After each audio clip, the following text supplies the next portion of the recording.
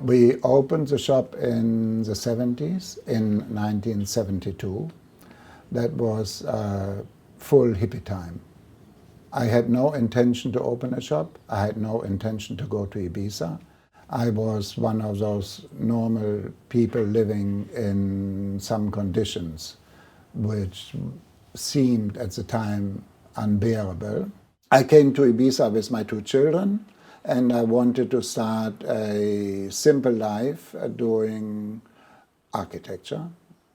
I actually didn't really want to have the shop. I wanted to, I got it because I had a little bit of money and I thought it was a good investment, and sell it again when the season starts.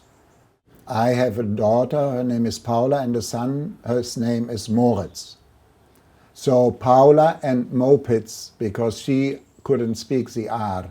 And that was the company, I gave it the name Paula and Mopitz, but the shop itself I called Paula's Boutique. Main influence was nature, because that's what I was living. I was living in nature, and that was my trip, that was the hippie trip, to be integrated in nature. Yeah, that's very important. We are speaking the last century. In my house there is no electricity, there's no running water. And I live from what grows around the house. From there I go out and do all other things. From there I do my designs, from there I do my business, I do everything. But starting point and edification point is nature. The prints are floral prints. They have animals, they have birds. I like birds very much because they are free and they are full of life. You cannot really control them. And of course, nature has all the colors. I love all the colors. I love flowers. So with that, I have so much material, I cannot finish to make all the prints that I could make from that.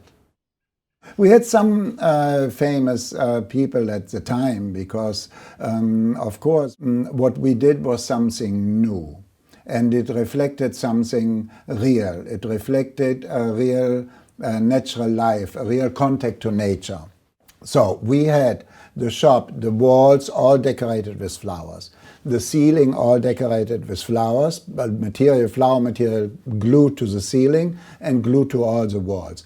We had everyday fresh flowers there. We had many little dolls and many little things on decoration things, and all based on human personal touch and many, many flowers. That in itself was an attraction, how the shop was looking. It was very Baroque.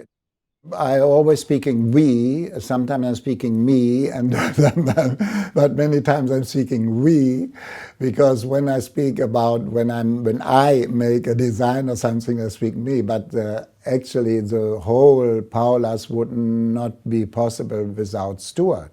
I could not be also all the time in the shop, that was not possible. So first I had an English girl, Angela. She was very nice. I got along good with her. She had a good body. She looked very attractive, and she had big tits, and she looked good in the clothes. But there was only men coming to the shop.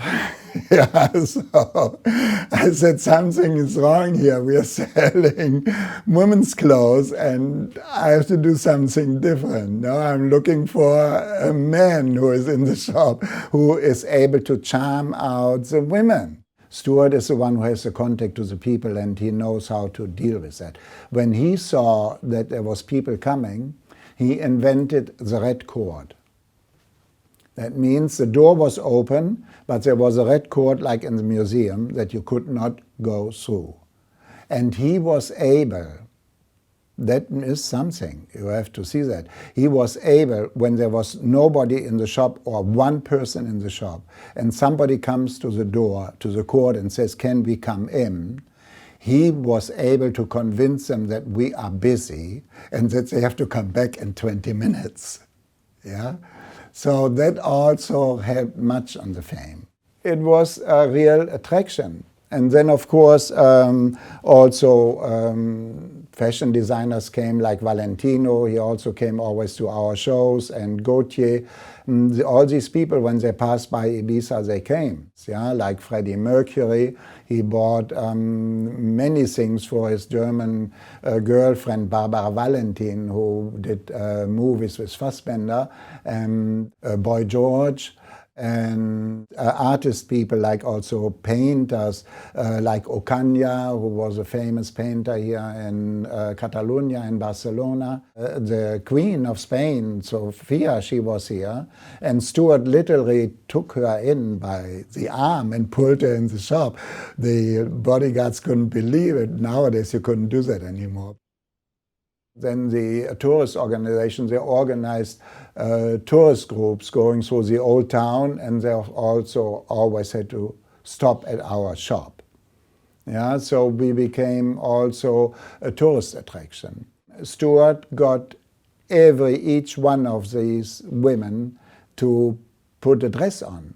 And he put them in the street where the whole group was, with all the dresses on, with hats and with umbrellas and with boas and everything, and made a photo with them. Yeah, and they loved it. And then also they bought like that.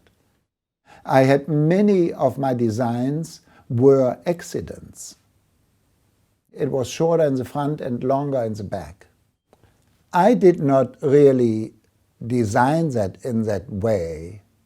I had told the seamstress how to make the pattern of the skirt, but she, as she didn't understand me right, she puts it the other way around, and it came out that it was longer in the back and shorter in the front. The accidents are for me very important, because accident is life, it's normal. I never made a collection. Yeah, it was like I did before, at the beginning of the boutique. One dress, sell it, get material, make 2 dresses, sell it, buy more material, make more dresses. So whenever we was ready for new dresses, I made new dresses.